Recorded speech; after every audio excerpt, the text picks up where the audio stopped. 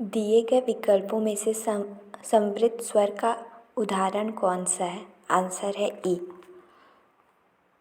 समवृद्ध स्वर वे होते हैं जिनके उच्चारण में मुख द्वार बहुत कम खुलता है, जैसे ई, ऊ। इस जो अदर स्वर होते हैं जैसे विवृत स्वर, जिनके उच्चारण में मुख पूरा खुलता है, जैसे आ। आप बोल के देखिए, आपको पता चलेगा।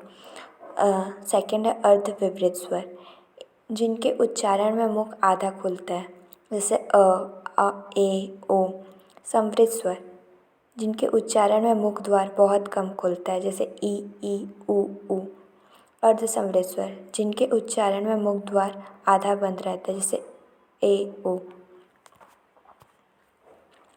सेकंड है, दिए गए विकल्पों में से अर्ध समवृद्ध स्वर का उदाहरण कौन सा है? आंसर है ओ। जैसे इसके पहले डिस्क्रिप्शन में बताया गया था, सेम वही कॉन्सेप्ट लगेगा। जिन स्वरों के उच्चारण में लगभग मुख द्वार बंद रहता है, उसे क्या कहते हैं? आंसर है समवृद्ध स्वर।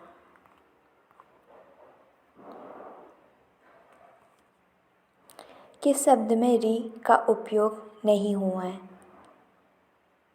आंसर है आज। बाकी में देख सकते हैं आप, कृपा में भी री है, कृष्ण में भी री है, दृष्टि में भी री है, तो आंसर होगा आज। दिए गए विकल्पों में से विवृत स्वर का उदाहरण कौन सा है? आंसर है आ। विवृत मतलब जिनके उच्चारण में मुख पूरा खुलता है, उन्हें विवृत स्वर कहते हैं, तो आंसर होगा आ। दिए गए विकल्पों में से अर्धविवृत स्वर का उदाहरण कौन सा है? आंसर है ए। इनमें से अर्ध स्वर कौन सा है?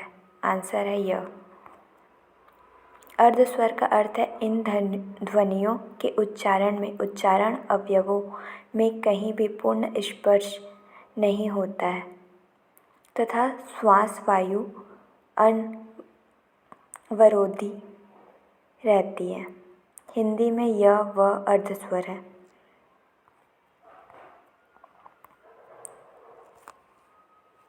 दिए गए विकल्पों में से आवृत मुखी स्वर का उदाहरण कौन सा है? आंसर है आ।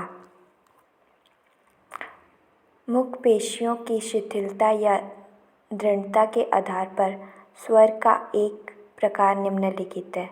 आंसर है दृढ़। मुख पेशियों की शिथिलता या दृढ़ता के आधार पर स्वर का एक प्रकार दृढ़ है।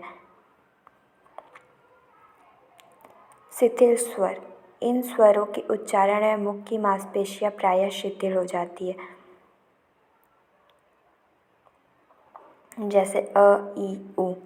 दृढ़ स्वर, इन स्वरों के उच्चारण में मुख की मांसपेशियां दृढ़ रहती है। इनके अंतर्गत निम्नलिखित स्वर आते हैं, जैसे आ, ई, उ, ए, ओ, औ। निम्न में से कौन सा विकल्प जीवा की स्थिति के आधार पर मध्य स्वर का उदाहरण है? आंसर है अ।